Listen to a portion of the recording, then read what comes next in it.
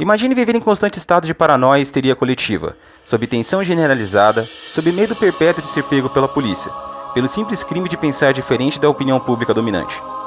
Sejam bem-vindos ao meu canal. Hoje irei apresentar aos que não conhecem, e para vocês que já leram, aquele que é um dos clássicos mais fundamentais da literatura distópica, 1984, do escritor britânico George Orwell.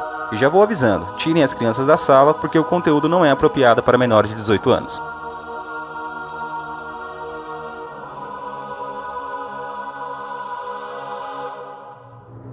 A tirania, ou uso abusivo do poder, ou o regime totalitário, sempre teve como prioridade o controle de todas as atividades humanas por meio do aparelhamento estatal. O uso da ideologia nos regimes totalitários serviu e serve como meio de inculcar nas pessoas os valores e comportamentos defendidos pelo governo. Dentro desse contexto, que surge a obra 1984 do escritor inglês George Orwell. Escrito 3 anos após o término devastador da Segunda Guerra Mundial, a obra retrata uma sociedade destruída pela Grande Guerra, onde a maioria da população, os proletas, vivem de modo desumano, com comida ruim e sob um regime político e policial. O governo na obra de Orwell se divide em 3 ministérios que influenciam as relações sociais dos indivíduos dessa sociedade: o Ministério do Amor, o Ministério da Verdade e o Ministério da Paz. Essas instituições representam a extensão da opressão exercida pelo regime.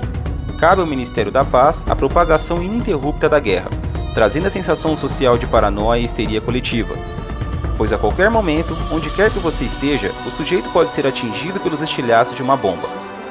O Ministério da Verdade reescreve a história, de maneira que os indivíduos dessa sociedade jamais tenham acesso a materiais subversivos que os induzam a contrariar a lógica do partido, fiscalizando qualquer material, sejam eles jornais ou livros, controlando e sempre manipulando a opinião pública. Nas palavras de Orwell, e eu cito, quem controla o passado dirige o futuro. Quem dirige o futuro, dirige o passado. Nessa altura, viver nesse ambiente é totalmente perigoso. A espionagem é de total responsabilidade do Ministério do Amor, que utiliza torturas físicas e psicológicas como ferramenta coercitiva. Aqui, George Orwell demonstra sua genialidade. Não basta apenas torturar e eliminar os contra-revolucionários ou dissidentes. Isso a Inquisição fez, e pelo contrário, o número de salvadores multiplicou. Cabe ao Ministério do Amor não apenas torturar e massacrar, mas converter os insurgentes à ideologia do partido. O mérito da obra reside não apenas pelo fato de ser um dos clássicos da distopia, porém na sua profundidade psicológica. A obra traz consigo uma completa sensação de desesperança. O terror psicológico causado devido ao modo de vida opressivo dos personagens traz ao leitor o sentimento de desespero.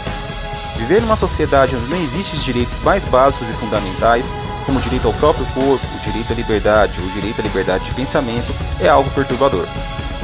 Como Orwell descreve, a liberdade é a liberdade de dizer que 2 e 2 são 4. Estar sob vigilância mina qualquer liberdade individual. O terror e o medo são elementos de aprofundamento no processo de fragmentação mental, facilitando o controle psicológico e social das massas. Após descrevermos brevemente o ambiente idealizado por Orwell em 1984, o autor nos mostra um mundo dividido por 3 grandes potências mundiais: a Oceania, onde se passa toda a narrativa, a Eurásia e a Lestásia, trazendo uma forte referência às 2 maiores superpotências da Segunda Guerra Mundial: o bloco comunista, representado pela União Soviética, e o bloco capitalista, representado pelos Estados Unidos da América. Vale lembrar que a história é narrada pela boca de Winston Smith, protagonista do romance, tido como a tipificação do anti-herói, uma vez que, consciente da realidade opressiva e despótica existente ao seu redor, como sujeito é incapaz de realizar qualquer mudança que traga uma suposta revolução. Winston representa cada ser humano que vive num regime opressivo. Cada um de nós vemos a corrupção, o abuso de autoridade, porém não fazemos nada para mudar. Winston reclama ao longo da narrativa de fortes dores causadas por uma úlcera varicosa.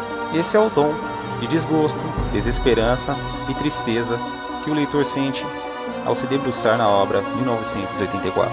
Em meio a tanta tensão emocional e psicológica, na obra 1984 de George Orwell, há um estranho ritual em que as pessoas são obrigadas a participar diariamente.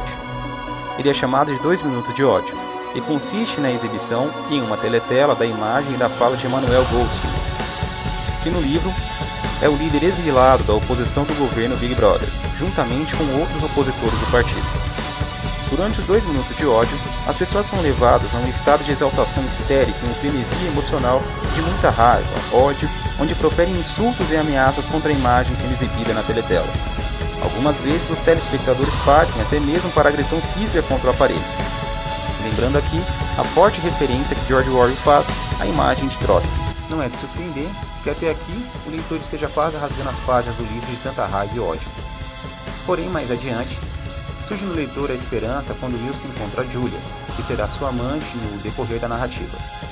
Julia é uma quase revolucionária, é membro ativa das atividades do partido, porém nutre secretamente um ódio mortal ao regime. Ambos parecem trazer à trama de Orwell a esperança que até então não existia no livro. Julia e Wilson mantêm encontros escondidos, trocam juras de amor eterno, até que entra em cena O'Brien. Amigo de Winston, que mais adiante se revela como agente do governo disfarçado. Até aqui, toda e qualquer esperança é jogada na lata do lixo da história da literatura. Se você procura uma leitura feliz, certamente encontrará apenas ódio e lágrimas em 1984. Entre todos os personagens que vimos até o exato momento, a figura mais aterradora de toda a obra é certamente a figura do Grande Irmão, que prevaleceu no mundo literário e invadiu as sociedades modernas. O Grande Irmão, ou simplesmente o Big Brother, não é uma pessoa, é a personificação do terror do partido. A manifestação do Grande Irmão é vista nessa sociedade pela propaganda. Em qualquer lugar que se vá, sem sombras de dúvidas, a figura mais aterradora de toda a narrativa é a figura do Grande Irmão, que prevaleceu ou transcendeu o mundo literário e invadiu as sociedades modernas. O Grande Irmão, ou simplesmente o Big Brother, não é uma pessoa, é a personificação do terror do partido. A manifestação do Grande Irmão é vista nessa sociedade pela propaganda. Em qualquer lugar que se vá, a Oceania, existem cartazes enormes que te olham para onde quer que você vá. É evidente aqui a crítica de George Orwell faz ao uso maciço da propaganda, usada na antiga União Soviética por Stalin. É nesse cenário de guerra psicológica, as grandes cadeias midiáticas fazem o papel dos porta-aviões nas guerras convencionais, e as notícias, imagens e símbolos, devidamente manipulados, são os seus mísseis de última geração, sendo constantemente disparados sobre os cérebros da população, tendo sempre o terror e o medo como ferramenta de controle social. A obra de George Orwell é um terrível alerta ao extremo do fanatismo político e ideológico. Em outras palavras, Orwell está vendo a ascensão dos regimes totalitários e descrevendo o potencial de destruição que as falsas ideologias têm sobre as mentes humanas. A frase "guerra é paz, liberdade é escravidão, ignorância é força" demonstra a preocupação dos regimes totalitários em manipular a gramática e minar o pensamento reflexivo.